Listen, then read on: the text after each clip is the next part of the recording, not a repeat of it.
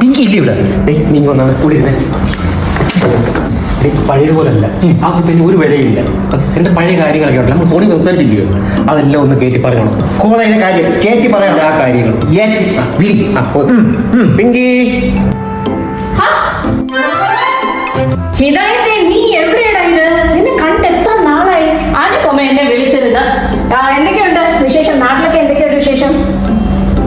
എന്റെ വിശേഷമൊക്കെ അവിടെ ഇരിക്കട്ടെ. ഇവിടെ എന്തൊക്കെയുണ്ട് വിശേഷം?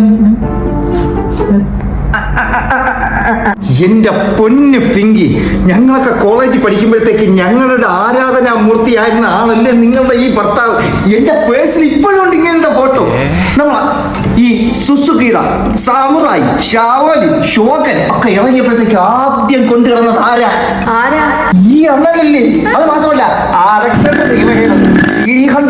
പിന്നെ അനിയത്തി പ്രാവിൽ മറ്റേ കുഞ്ചാക്ക കൊണ്ട് കിടക്കുന്ന ആ സംഭവം അത് റോയൽ എൻഫീൽഡ്. അപ്പൊ ഇറങ്ങിയപ്പോ കോളേജിൽ കൊണ്ടുവരണം ആരാ?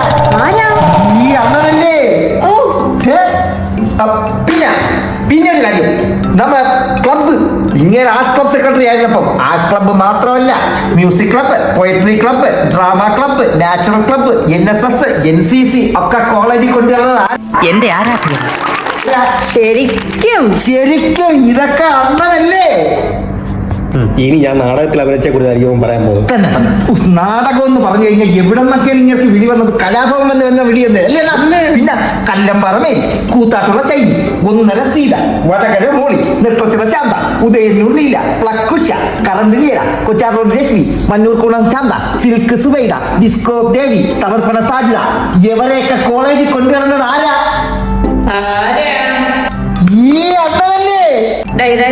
ഒരു മിനിറ്റ് സുരജേട്ടാ, പണ്ട് ഓലക്കീറോ വെള്ള തുണി എടുത്തോളൂ എന്നെ മൂടാൻ.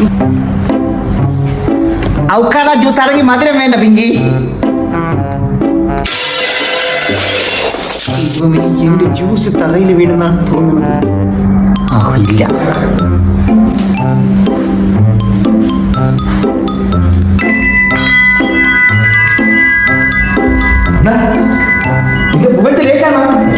നന്നായിട്ട്, പക്ഷെ നീ ഇത്രയും പുകഴ്ത്തു ഞാൻ സ്വപ്നത്തിൽ പോലും പ്രതീക്ഷിച്ചില്ലടാ.